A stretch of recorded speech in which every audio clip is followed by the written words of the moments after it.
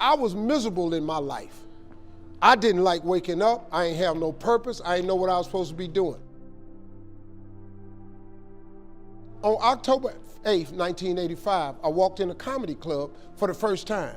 Signed up for the following week. The following week, a girl took me down there. She said, "You got to go to comedy club. You're the funniest person I've ever met." I never even heard of comedy clubs. I'm 27. I walked in the comedy club. I signed up for the following week. I'm gonna sit here and learn. I knew I was funny. I just didn't know what to do with it. They had 10 acts go up. 9 of them went up. I didn't laugh at one joke. I was just sitting there just, man, I wish that was me. Man, they should have said this. Every joke they told, I knew the punchline before they said it, and I wrote a better punchline in my mind, what they should have said. It got to guy number 10, they called his name, he wasn't there. They said, well, he's not here, we're gonna go to next week's list. Steve Harvey, where are you? Long story short, I won amateur night that night. I won $50. It was a 45-minute drive to my house with this girl named Gladys. I cried 45 minutes. She said, "What you crying for? It ain't but $50. I said, no, you don't even understand. I was born tonight. I now know what I'm supposed to do. I went to work the next day, October 9th, and quit my job. With $50, I had nothing. I just never gave up. I'm gonna tell you something. That decision cost me everything I had.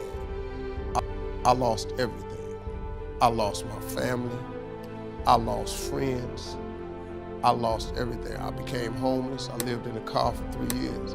But I just saw this, I saw this vision.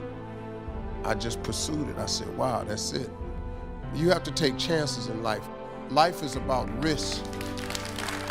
If you play it safe in life, you ain't gonna have much of a life. If you play it safe, you won't have much of a life. Life is risk. It takes courage to pursue your dream. Now, it's gonna cost you something. Most people are not willing to pay what it costs to go after your dream, because you're gonna have to hurt a little bit. And most people don't like being uncomfortable. If you don't wanna be uncomfortable, please do not pursue success, because success is a very uncomfortable feeling. And I just learned to be comfortable being uncomfortable. Life is hard. See, for every time you have a plan, a dream, an aspiration, or a goal, do you know what happens every time you have one of those? This thing comes along called life. It happens to everybody. Life has disappointments, it got peaks and valleys. You're gonna lose somebody you care about one day. That's a valley. Somebody gonna close the plant you thought was gonna stay open so you could retire. That's a valley. Somebody gonna fire you for an unjust cause. That's a valley. The people that got your credit card gonna sell their company, gonna sell their business to another credit card company. Your 18% go up to 26%. You don't even know why now your minimum didn't change. Cause it's life. You can stop thinking that life fitting to be easy, cause I got news for you, it ain't. That's a false hope to think you're gonna have a wonderfully carefree life. That's unthinkable. We all live in this bubble. What you gotta do, you gotta put more air in your bubble. You got to blow your bubble up. Expand yourself. Take yourself out your comfort zone. Do not live in your bubble. Put some more air in your bubble. If you stay in your comfort zone, that's where you will fail. You will fail in your comfort zone. Success is not a comfortable procedure.